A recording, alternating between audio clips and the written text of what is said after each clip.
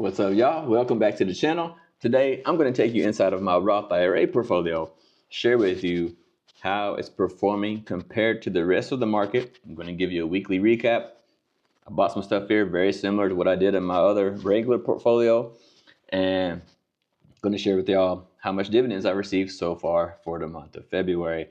So let's dive into the computer here and let me show you some stuff, and then I'll dive into the phone and show you my actual holdings, what I actually have in the portfolio, and share with you the dividends I received. But first, let's have a look at the performance. So let me record the screen on my computer here. 3, 2, 1. Bam. All right. So here we are in my Roth IRA account.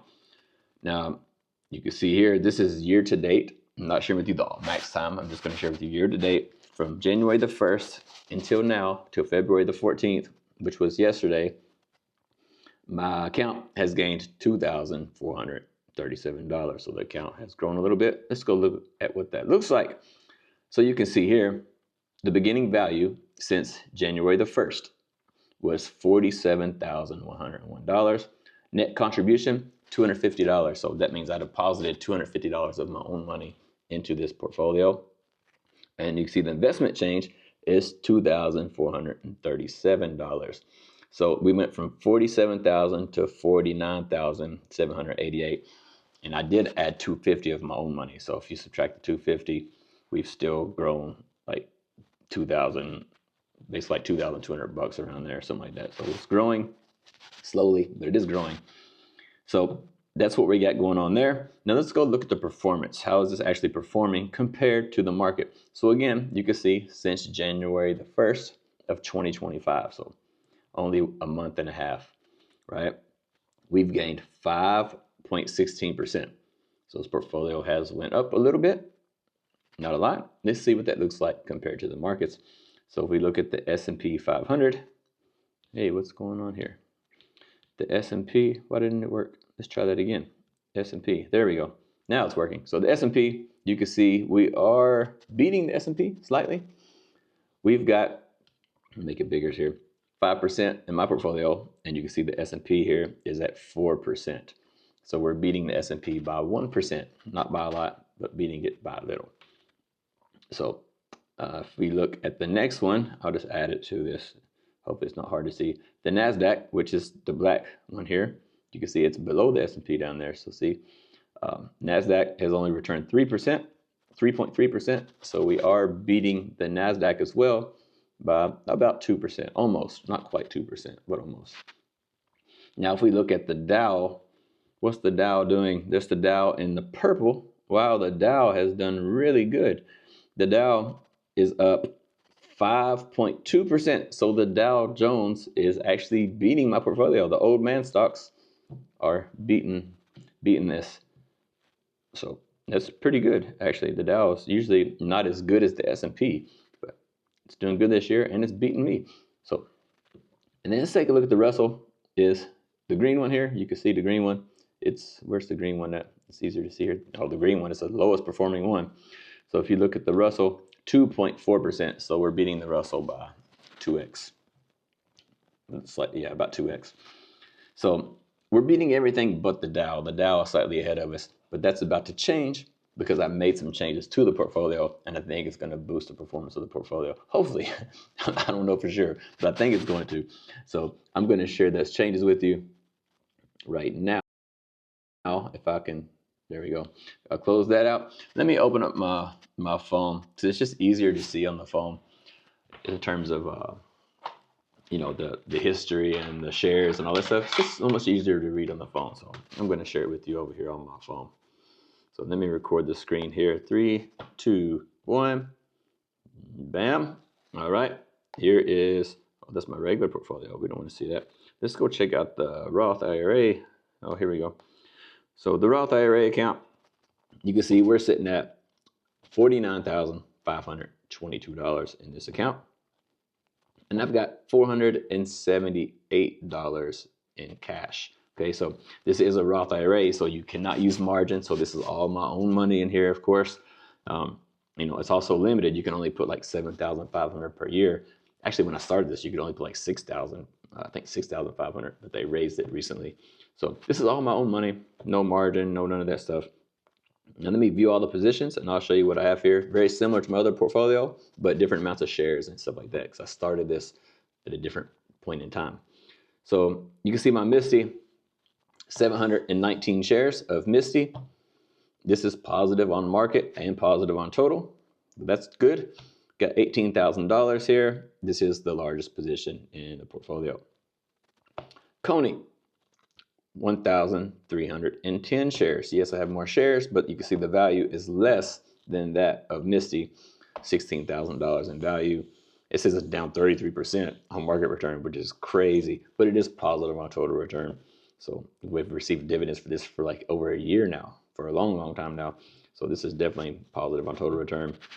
I'll share that with you on the monthly recap. Tesla, 615 shares of Tesla. I got $7,000 in this one. This is also down on market return, like 30%. It is positive on total return.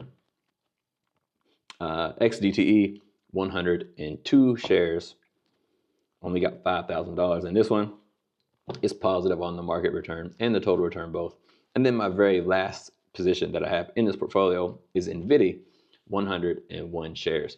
And this one is negative on market return. You see 11%. I think my cost is like $24 on this actually.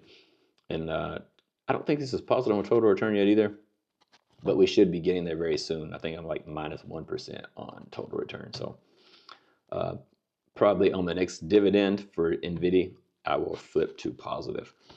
So that's the thing, you just got to stay with these for some time. You got to be patient in order to get positive in them. So so far, this portfolio is growing, and I'm going to try to grow it much faster. And I figured out what I want to do in this portfolio as well. So I'll tell you how I want to approach this for right now. What I want to do, you can see like my MSTY 700 shares, Coney's 1,300, Tesla 600, XCTE 100, and NVIDIA 100. So what I'm going to do, I'm going to try to go ahead and get MSTY up to 1,000 shares. My Coney's at 1,310. I might keep adding to this until it gets 1,500 shares, and then I'll quit adding to it. And I'm going to grow MSTY to at least 1,000. I might grow it to 1,500, and then I'll quit adding to it. But see, this one's the next closest one to 1,000. So I'm going to go ahead and work on getting this to 1,000 as soon as possible. And then once I finish that, you can see my next biggest position is Tesla, 600 shares. So I'm going to work on getting Tesla up to 1,000 shares as well. I'm going to work on this. Once I get this to 1,000, I might quit investing in this one too. And then after that, we got XDT and NVIDIA. So we got to work on both of these. So I'm just basically going to be putting everything into these, trying to grow these positions up to close to 1,000 shares too, which is going to take a long time because I can't add money to this and I can't use margin. So I can only just like take all the dividends I receive and just like basically put every single dividend I received into these to grow them as fast as possible. So that's probably going to be my plan for right now, how I'm going to grow these. These do grow. So, you know, you can see my portfolio performance is doing pretty well.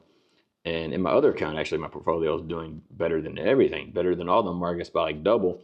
But, you know, I have different amounts of shares in there, different cost averages and all that stuff. And some of those are better than these in terms of the cost average I got in it and things like that. So that's why that portfolio is doing much better than this one.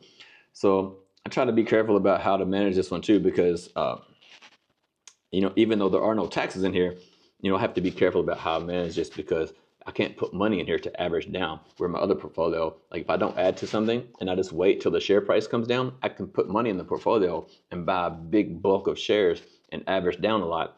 But you can't do that in a Roth IRA because you can't add money to it. So I've learned that the entrance point really matters. It's really important in terms of controlling your cost average and being able to have, you know, a great performing portfolio, which I didn't know that at the beginning. It's in terms of how to manage those, which is something I've learned over the recent couple months.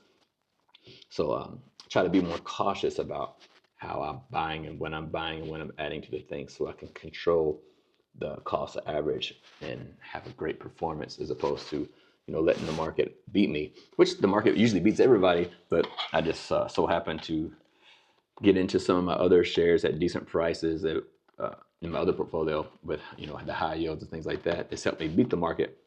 So I gotta work on improving this portfolio so I can beat the markets in this one as well. But it is tax free, so that's pretty cool. I don't have to worry about taxes or nothing like that, and I can do that as long as my you know, my income level, my yearly income level is under a certain percent. I can keep this Roth IRA open and keep putting money in this. But I can't remember the exact number, but there's a dollar amount. Once you reach a certain dollar amount in like annual income, you can't invest in a Roth IRA anymore. So I really want to grow this as fast as possible before my income and like my taxable brokerages and my business income and all this other stuff, when it reaches that dollar amount, I won't be able to have a Roth IRA anymore. Well, I won't be able to put money in. I can keep the Roth IRA, but I won't be able to add to it because you're not allowed once you reach a certain amount of money. So in annual income. So I want to grow this as fast as possible before I reach that level, so this can grow and tax free in the background and put in the work for me over the next 15 years. Because I'm, you know, I'm 44 this year, and I can take this out when I'm 60. So 59 and a half, 60, we'll just say 60. So I got 16 years, and I can take this money. So I want to make it as big as possible so it can grow as fast as possible over the next 16 years. So I got a feeling in the next couple of years, my income level is going to be too high to be able to keep adding to Roth IRA. So that's why I want to maximize this the best I can while I can. So that's what's going on there. End of the month, I'll do a monthly recap for you. But for now, that's what's going on in the portfolio. And my plan moving forward is basically get everything up at least to 1,000 shares, which I got some, like Coney's already over 1,000, but the rest of them are under. So I'm going to work on getting those to 1,000 shares so I can get as much income as possible out of this. And then once I get that, I'm going to start adding to some other things to create more stability. But I want to get 1,000 shares of what I have first before I branch out to get more stability first. So we'll work on that, and I'll keep you guys updated on how that's working out. And I'll see y'all on the next video.